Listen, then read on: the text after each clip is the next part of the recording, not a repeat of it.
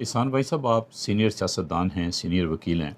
ये बात तो दुरुस्त है और ये सब के सामने है कि ये इमरान खान या पीटीआई ने जब बगावत की, फ़ौज के ख़िलाफ़, मुल्की सालमियत के ख़िलाफ़ जो भी किया 9 मई को, तो उस वक़्त पॉलिटिकल गवर्नमेंट थी, फ़ौजी हुकूमत नहीं थी।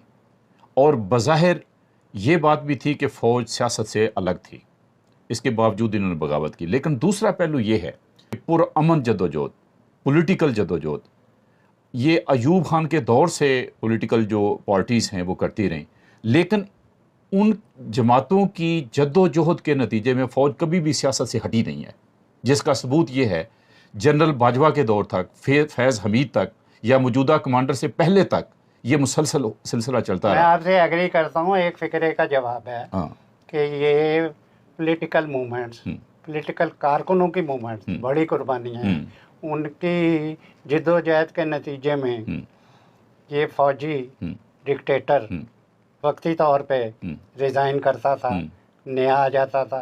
लेकिन आपसे मैं ये इस बात पे एग्री करता हूँ कि ये बाज नहीं आए। बाज नहीं आए, बार बार इक़्तिदार बार भी लिया। बार इक़्तिदार का इन्हें लत लगी हुई थी, तो ये बार बार इक़्तिदार हासिल करते रहे, इलेक्टेड हुकूमतों को ख़त्म करते रहे, जिसके नतीजे में आज हमें दरपेश है कि आज हम ये कह रहे हैं, हमारी आर्मी कह रही है, चीफ ऑफ स्टाफ कह रहा है कि हमारे खिलाफ बगावत हुई, हमें बदनाम किया जा रहा है सारी दुनिया में। अब अमेरिका में इनके खिलाफ सिग्नेचर हो रहे हैं, ह्यूमन राइट्स के हवाले से इनके खिलाफ बयानात हो रहे हैं। ये इन्हें कहना पड़ा कि फर्जी ह्यूमन राइट्स के नतीजे में। मैं ये बात कहूँगा कि इस बगावत को कुचल कर आइंदा इस बात का तहिया कर लें कि हमने इस मुल्क में सियासत नहीं करनी और सिर्फ इस मुल्क का दफा करना है।